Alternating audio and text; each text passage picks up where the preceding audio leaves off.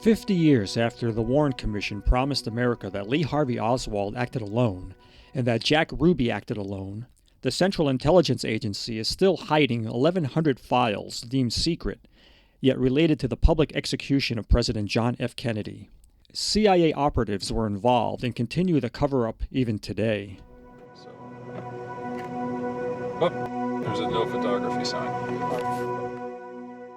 The CIA 7 most wanted files are those of Yuri Nosenko, William King Harvey, David Atlee Phillips, Ann Goodpasture, E. Howard Hunt, David Sanchez Morales, and George Jonides. One of those honored tonight at the Kennedy Center is Billy Joel. Paul, Malcolm X, British politician, sex, JFK, blown away. What else do I have to say? There's a lot to say, but first, back to the Kennedy Center.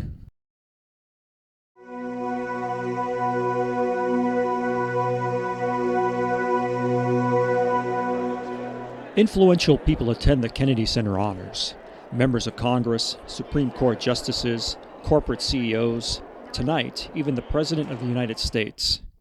Carl Golovin will hold a sign at the main entrance calling for release of the CIA files to honor John F. Kennedy.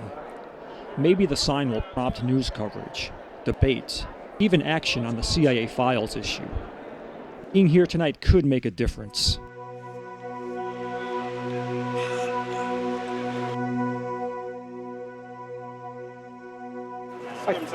I can't videotape you? No, we're not videotaping this. All right, here's the deal. I'm not going to play with you guys tonight. Either you can put your camera down or you can leave the property too. I understand it's free, but my name is Jackson. Interestingly, Bill, who's videotaping me right now, was not allowed to videotape my interaction with the Kennedy Center security staff and also U.S. Park Police. Yet there are video cameras and cameras working everywhere.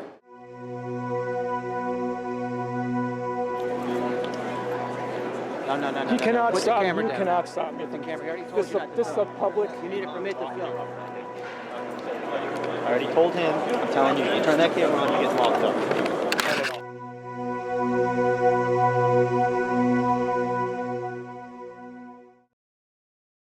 Threatened with arrest, seizure of the sign and camera if we didn't leave, take down the sign, or move where it could not be seen, Carl walked back to the parking garage as we came in, through the Hall of States. But the message was held high and noticed, perhaps more than had he remained standing outside the front door.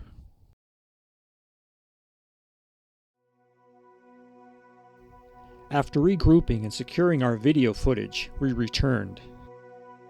About those CIA files, read the book by Mark Lane titled Last Word, My Indictment of the CIA in the Murder of JFK.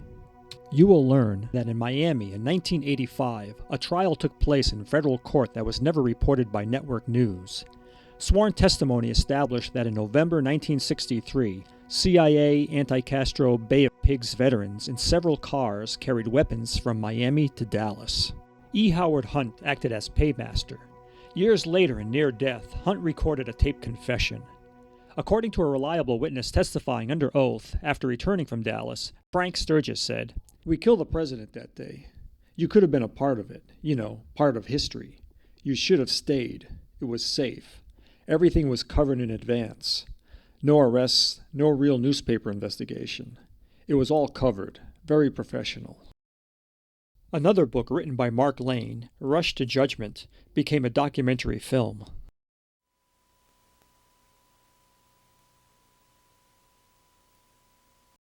Here comes Oswald down the hall again. You buy that rifle? What dispatches you people have been given, but I emphatically deny these charges. Chief, do you have any concern for the safety of your prisoner in view of the high feeling among the people of Dallas over the assassination of the president? No, but necessary precautions will be taken, of course. Do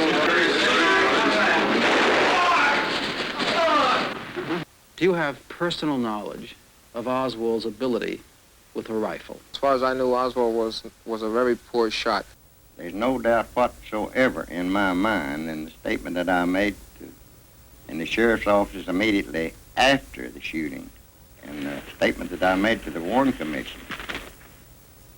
I made it very plain there was no doubt in my mind. But there was definitely a shot fired from behind that picket fence. We all four seen about the same thing as the shot. The smoke came from behind the hedge on the north side of the plaza. But you were never called as a witness by the Warren No, Commission? I never was called. It was right directly in front of the wooden fence. Were you ever called as a witness by the Warren Commission? No, sir, I wasn't. Did you think at that time that the shots came from the book depository building? No, I thought it came from a fence. Is this where you were sitting on November 22nd, Mr. Price? Yes, sir. Right here? Right here on this spot. And where did you see the man run? Over behind that wooden fence, past the cars, and over behind the Texas Depository Building. Were you ever called as a witness by the Warren Commission? No, sir. No, sir. And then as the car got directly in front of us, well, a gunshot apparently from behind us hit the president side of the temple. Do you think the shot came from up on top of the viaduct toward the president? Is that correct? Yes, sir. Not on the viaduct itself, but up on top of the hill, a little mound of ground there, the garden. When I stated I felt like the second and third shots could not have been fired from the same rifle, they reminded me that I wasn't an expert, and I had to agree. Where did you hear that third shot come from? Right over about 20 or 30 feet from the other end of that little picket fence. It knocked him over to his left down in the car. Away from here? Away from here. The Warren Commission published just a very small portion of your testimony and used your testimony as proof that no shots could have come from behind the fence. Did they accurately and fairly use your testimony? They are wrong, because my testimony, and I made it very clear, that there was a fourth shot fired, and one of those shots came from behind that picket fence. And there's no doubt in my mind, and never will be, because I was on the spot. I saw the smoke, heard the report, and saw the smoke from behind that fence. The vast majority of the witnesses who expressed an opinion as to the origin of the shots agreed with Mr. Holland that the shot did come from behind the fence. These witnesses, as this picture shows, were positioned throughout Dealey Plaza. The commission concluded that no credible evidence suggests that the shots were fired from any place other than the Texas School Book Depository building. Mr. Holland, you were on the overpass. You were probably in the best position of any witness on November 22nd. In your view, did the Warren Commission present all of the facts regarding the assassination of President Kennedy? As you know, as well as I know, that everybody in the world was reading this Warren Commission, and it had to read like they wanted it to read. They had to prove that Oswald did it alone. I really believe that the only way you can believe the Warren report is to not read it. Witnesses are reluctant. Some of them have gone into hiding, or at least cannot be found by me. And in many cases, the police have actually told, or in some witnesses say, federal authorities have told them not to talk about the assassination. There are at least 8 persons now dead, either from murder or at least strange deaths, who were closely related to Jack Ruby or Lee Harvey Oswald. I think all of us who love this country should be alerted that something is wrong in the land.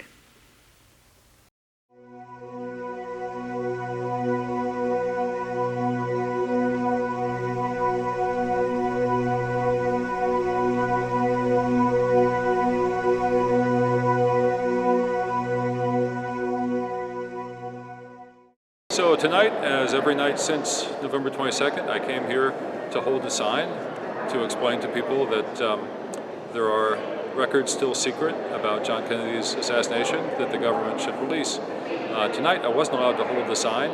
The Kennedy Center honors. I gather they're honoring those other than John Kennedy because records of his murder are still secret, while thousands are being entertained here tonight. And I guess they don't want those thousands to feel uncomfortable about that conflict in circumstances. The stairs, and it was one of several things going on today, and these observances took on a number of forms. At the center that bears his name, a wreath has been laid at the sculpture of John F. Kennedy, giving the already sober surroundings even more gravity. Outside on the plaza, a memory of that day 50 years ago. Carl Golovin was in elementary school at the time. The principal coming on the loudspeaker and telling us what had happened, and all of us going home, and some kids on the bus very emotional. But Golovin didn't come solely for remembrance. He was a one-man vigil in pursuit of answers. The John F. Kennedy Memorial Center for the Performing Arts is the necessary and appropriate place for a constitutional assembly or vigil to call for the government to immediately release all the remaining sealed records. And there were other events. Back at the vigil outside the Kennedy Center, at least one man says our system of government suffers from the lack of information on the Kennedy assassination. And he reads from a 1961 speech by the president that he says now rings prophetic. We decided long ago that the dangers of excessive and unwarranted concealment of pertinent facts far outweigh the dangers which are cited to justify it. 50 years ago today, the day Camelot ended. In Northwest, Derek Ward, News 4. Thanks, Derek. I'd like to talk to you a little bit about, what you're doing and stuff like that. No, I think it's time to go home. Okay, all right. Story of my life. Let's just call it a day. Kennedy. It's a memorial built to honor him, and he is not fully honored by thousands gathering to be entertained here every day, while the records of his murder are kept secret. If you wouldn't mind, I would like to take about 1 minute just to read for you from a speech John Kennedy gave to journalists in 1961 on the topic of secrecy and the media. His words are just so really, they speak directly, I think, to the situation. John Kennedy speaking. The very word secrecy is repugnant in a free and open society. And we are, as a people, inherently and historically opposed to secret societies, to secret oaths, and to secret proceedings. We decided long ago that the dangers of excessive and unwarranted concealment of pertinent facts far outweighed the dangers which are cited to justify it. Even today, there is little value in opposing the threat of a closed society by imitating its arbitrary restrictions. Even today, there is little value in ensuring the survival of our nation if our traditions do not survive with it.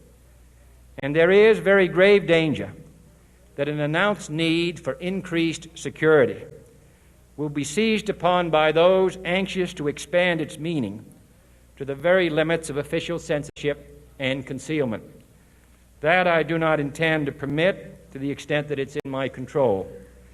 And no official of my administration, whether his rank is high or low, civilian or military, should interpret my words here tonight as an excuse to censor the news, to stifle dissent, to cover up our mistakes, or to withhold from the press and the public the facts they deserve to know. To stifle dissent, to cover up our mistakes, or to withhold from the press and the public the facts they deserve to know. After 50 years, we deserve to know every last word of what's in the files pertinent to John Kennedy's assassination. That's what we need. Thank you, sir. President Harry Truman in 1947 signed into law establishment of the CIA. 1 month after John Kennedy's murder, Harry Truman published an article entitled, "Limit CIA Role to Intelligence." Reflect on CIA activities these past 50 years and consider anew the expert advice given by Harry Truman in December 1963. Quote, "For some time I have been disturbed by the way CIA has been diverted from its original assignment. I never had any thought that when I set up the CIA that it would be injected into peacetime cloak and dagger operations. We have grown up as a nation, respected for our free institutions and for our ability to maintain a free and open society. There is something about the way the CIA has been functioning that is casting a shadow over our historic position, and I feel that we need to correct it. I therefore would like to see the CIA be restored to its original assignment and that its operational duties be terminated. JFK said, "One person can make a difference, and everyone should try." His words in this video are your invitation to join a constitutional assembly on July 4th, 2014 at 12:30 p.m. on the public terraces of the Kennedy Center, petitioning by your presence for immediate release of all the still secret JFK records, starting with the CIA-7 Most Wanted files, and return of the CIA to its original intelligence-only mandate. Honor John F. Kennedy. Free the files and find the truth. Restore America as a free and constitutional republic.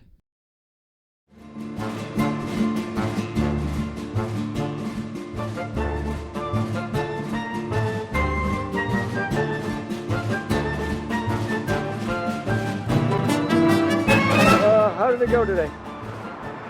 It started kind of slow, but I think we've won because it's been acknowledged that this plaza can be used for constitutional assembly of people, and InfoWars came here, and local NBC News arrived, and I think it's catching on. That was for you, Bill. You can't use that. Yeah, so now if there are enough people who really want the records released, then all you have to do is show up, and it will overwhelm Washington, and the records will be free. How's that for a naive perspective? I am Don Quixote. Don Quixote.